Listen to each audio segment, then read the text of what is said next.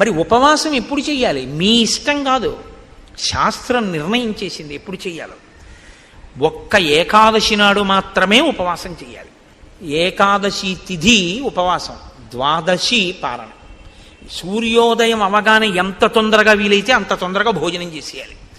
యంత్రాలని కూడా ఏం చేస్తామంటే షట్ డౌన్ అని ఆఫ్ చేస్తారు కొన్నాళ్ళు, ఓ 2 రోజులు విశ్రాంతిని ఇస్తారు, ఘర్షణ పుట్టేస్తుందని.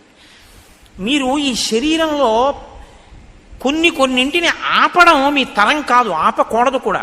గుండె ఆపుతానంటే 2 రోజులు రెస్ట్ ఇస్తానంటే కుదరదు, ఊపిరితిత్తులు ఆపుతానంటే కుదరదు. కానీ అన్ని అవయవాలకి కావలసినటువంటి రక్తాన్ని తయారు చేయడానికి, తీసుకున్న పదార్థాన్ని జీర్ణం చెయ్యడానికి ఈ వ్యవస్థ నిరంతరం పనిచేస్తుంది. నిరంతరం పనిచేసే ఈ వ్యవస్థకి విశ్రాంతినిస్తే అది మరింత సంతోషంగా పనిచేస్తుంది. ఈ శరీరానికి అన్నం ఇవ్వడం ఆపి